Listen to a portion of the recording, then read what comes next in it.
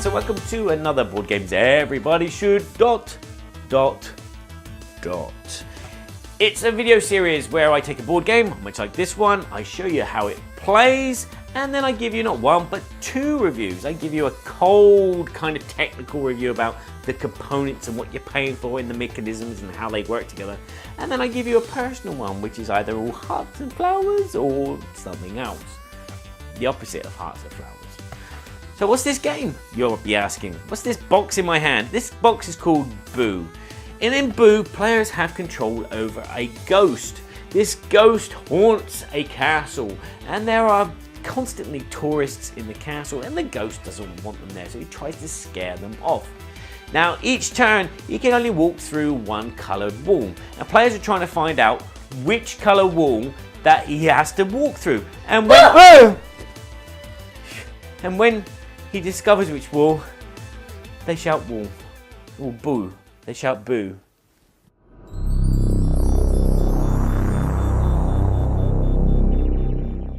The first thing you're going to need to do is construct Blackrock Castle out of these jigsaw puzzle pieces. Then you'll fill the castle with the 9 tiles which come with the game. You'll randomly take one, look for the Roman numeral in one of the corners, and this Roman numeral will go into the corner where there is the white tower. You'll then place the other tiles again randomly in the same orientation as the first tile that you've placed. So the Roman numerals are all correspondent with the same corner. Place the 6 different colour wall tokens on the outskirts of the castle. Place the ghost token in one of the 4 rooms in the middle tile. And for your first game, you're going to need 2 trapdoors, and you'll place them in rooms opposite each other in corners like that, and then take the change colour ones tokens and place them in opposite rooms like so. You randomly take some visitor tokens depending on the number of players. In a 2-player game you'll take 9, up to 4 players you'll take 12, and if all 6 players are playing you'll take the whole lot. Place this pile of visitor tokens next to the board and you're ready to play.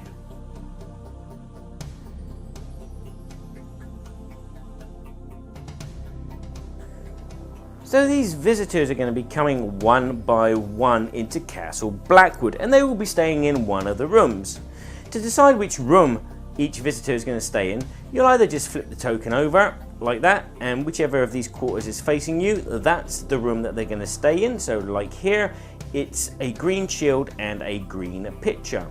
So here we have the green shield and the green pitcher, and where they cross means that visitor is staying in that room. Or you could have called out a number from 1 to 4 and then flip it over, and then that would be where this visitor was staying. So now we have the visitor in his room. It's a race. Yes, the players are not playing cooperatively as the ghost, they're playing competitively as the ghost. And they're trying to find how they can get their ghost from this room into this room to scare this visitor, because this visitor is going to give that player 1 point. Now remember, our ghost can only walk through one type of coloured wall. So the players are going to have to look for a route which is going to take them from this room to that room as quick as possible. And the first player that sees a route will shout boo, and then say the colour of the wall that they can make this route in. So in this case, I'm going to say boo and blue. And then what you have to do is you have to trace a line from the ghost. As you can see, I'm going through the blue walls here, and through the blue wall here, the blue wall here, the blue wall here, or I could have gone the other way around, and then through the blue wall here to get into this room. And because I was correct, I get to take this blue wall token. This counts as a point. And then I'd move the ghost into the room where the visitor is and take the visitor token again as a point. And then we do the same again. We reveal a visitor, so blue shield, yellow pitcher. So here we have the blue shields, and there we have the yellow pitchers, so that visitor is in that room. And we go again. The only difference is the player that got this visitor and said the blue wall, they can now no longer say blue as a wall colour for the ghost. So even if they do find a route from the ghost to the new visitor and it uses blue walls, they cannot do it. They're kind of like penalised. But that doesn't matter, because that player can win the game if at some time during the course of the game they collect 4 other colour walls. Or they can win if they manage to collect 5 out of the many visitors that visit the castle. Now, there are many ways to get from the ghost's position to the visitor's room quite easily. And that's by using these trapdoors. These trapdoors will allow you to, like Pac-Man, so if I go through the blue wall there, I go into this room with the trapdoor, immediately there, and I can come out this blue door. We also have these change color tokens. So when a ghost goes through that room, so let's say that I've said green, I'll go through the green door, I'll go through the green door here, I can change color, so I can go white, and then go through this door and get to the visitor. And because you've changed color, you'll take the wall token of the last color that you said. So in this case, it would be white. If you manage to scare a visitor, but the wall color you had belongs to another player, you get to steal it from them, preventing them from getting the 4 colored walls to make them win the game. If at any time when a player is tracing a line to get to the visitor and they make a mistake, they go through a wrong colored wall or they hesitate, that's not penalized. That just gives all the other players a chance to replay. In the very peculiar event of players not being able to find a route between the ghost and the visitor, players can put their hands up, and if more than half the players have their hands up in the air because they believe there's no route possible between those 2 spaces, then you can replace them using one of the other numbered quarters on the disc. As I said, play will continue until one player has at least 4 walls of different colors or 5 visitors. In the event that nobody arrives at either of these goals, when there's no more visitors to scare, you just total up how many visitors you have and how many walls. Each is a point, and the player with the most points wins. If you want some more variety in your game, you can always swap the tiles around into different positions, or you can take these tokens, maybe flip them over, maybe take some off the board, and so there's less or more, or move them around the board. So there's 4 trapdoors, but they're in different places, or there's only 1 change color in the board. Up to you.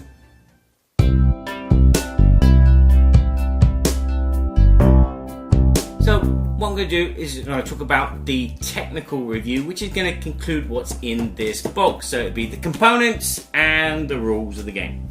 So with the components, you're getting a few bits and pieces, some tokens and some tiles and a wooden ghost.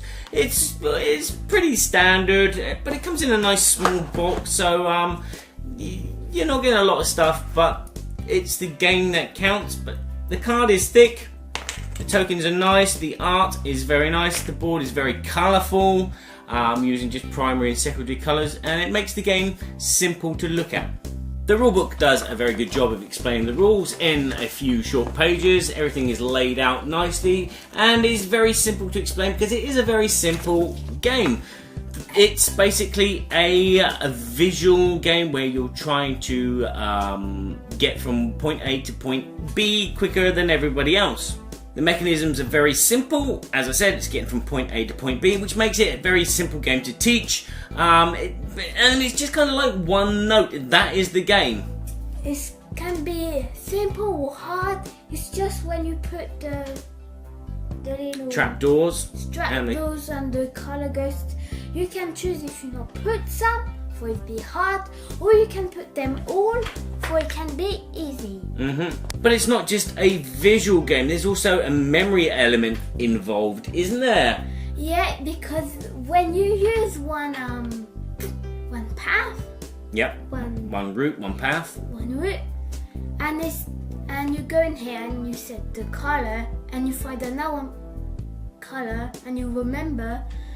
If it's the same thing at the beginning, it's more easy. Yeah, so it's remembering routes that you've tried and not tried and how far they went can really help you, give you an advantage in the game. Yeah. And then there's a balancing mechanism which is included in the game as well, so it will not prevent good players from winning, but it will hold them back a bit while they try to look for alternative ways to win. So as a technical review, what you're getting in the box is pretty good. It's pretty clean and basic, but it is that type of game. And I'll give it an 8.5 based on its, the way that it all fits in here, the bits and pieces, the artwork, it's colourful and simple, and it works. It's a children's game which adults can play as well. So now we're going to talk about the good things and the bad things. We'll start with the good things. What's some of the good things about the game? The idea of the game about ghosts and people to be scared, because it got lots of games like that, and the kids like ghost monsters and Scooby-Doo stuff. Yeah. And the game, the drawing, and when the kids going to see that they want to play, they're going to ask to the parents, I want to play that one, I want to play that game, Mommy, I want to play it, because of the colors and of the shapes that's good made. Yeah. The game is easy to play, isn't it? Yes. Yep, and it's easy to explain. You've explained it a few times to people, haven't you? Yes. Yeah. It's easy. It's a very simplistic game, which leads to quick setting up and playing. You can play this game in between other big games, like a tide over or a warm up. And again, playing it with kids is very, very simple. They just click onto it pretty quickly, because as kids we've all done those kind of like maze things, those maze drawings where we got to start there and then get to the middle, or the labyrinth. Yes, yeah. So I never did go in one in real. You never went in one real? No. I want to try it. Okay. The game is pretty quick playing. You'll probably play it maybe once or twice in a row afterwards. And that's another good thing about it. Again, it scales well with you playing 2 players. It's fun, isn't it? Yes, it is. And playing with other players, it's a little bit more hectic, because there's more stress, because there's other players going up against you, and you think that you're quick at doing it, and then all of a sudden someone will always jump in before you with a boo. Sorry, you said boo? Yeah, I said boo. Oh shit. Some people just do when they concentrate, when somebody do boo, they oh my god, and some they just I was going to fight him. No. Yeah. There's that moment like where you place the visitor in a room, and all of a sudden there's this silence around the table, and everyone's concentrating, and then someone shouts boo, and it'll either scare you or frustrate you, because you're like, I'm so close. I was gonna say red.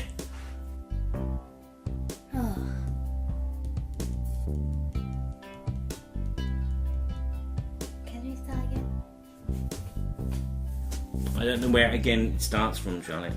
Now, some of the bad things is it's a pretty linear, very narrow idea of a game. You might get bored of it pretty quickly. Sometimes I'm bored when I play it. I said, oh no, we'll not play again. That's normally you that says, let's play again. Daddy, where are you going? Yeah, but sometimes when we play 60 times, why can't we stop it? And another thing which might turn people off is it's a speed game. It is the quickest that can see the routes faster than anyone else that's going to possibly win. And if you're not very quick at these kind of things, or you're not into speed games, then this is probably not going to be for you. But one thing that is good is you're not waiting your turn. Yeah. You're playing straightly. Everyone's playing simultaneously. Yes, that's a good thing. Yeah. Because it got lots of games. It got lots of games where you have to wait your turn. But sometimes it's for thinking, but that's normally when the kids walk away from the table and they go, "Oh, look, sweeties." So, is this a good game for you? Bad game for you? Okay game? Okay. How many? Go on. Good game. It's a good game, but sometimes it's a bit boring. Okay, so how many points out of 10? 8. 8. Because it's a good idea of a game, and it's a fun game, and sometimes it's a bit boring. Okay. It's a nice mind puzzly game. I'd give it an 8 out of 10 as well. It's enjoyable. You can play it only a certain amount of times before it does get dull and all your brain fizzles out. So I especially get that. Now I'm getting older, my brain just goes do yellow. Was I doing yellow or red? Too late, someone shouted boo. It is an enjoyable game. As I said, it's very quick, it's very fun, it's very accessible to everybody. You don't need to be a brain scientist. I could probably play this with my mum, your grandma, Yeah, Grandma would play this, wouldn't she? Yeah, No, yeah. No. Granddad, no. No. Okay, Granddad, no. Can't say anymore. No. So if we combined all three of those scores together, you're going to get a mean average of 8.25 out of 10, which is not bad. It's quick, it's simple, it's light, it will scare you, it will make you think. That is Booo. So there you go, that was Booo. Is this a game for you? I'll let you decide. And hopefully this video has helped point you in the direction whether it is a game for you or not, because you don't need to own every single board game out there. You just need to own a few good ones, and hopefully I've pointed you in the direction of whether it's a good one for you. So if it has been a informatic video for you, if it's been informative, give this video a like. If this game is something which you know someone else is going to like, share this video with them. Don't forget you can subscribe to my YouTube channel here, and you can also go to boardgameseverybodyshould.com and see all the other stuff that I've done. I also have a Patreon where I do a prize draw monthly to win something special. Go check it out. So all I'm going to say now is thanks very much for watching, and remember to please play nicely with each other, because it's no fun to play solo. Just sitting at the table next to Felicia would be quite nice. Oh, you're still here. Oh, Boo. Just sitting at the table next to Felicia would be quite nice. Wouldn't it be good? I got some board games.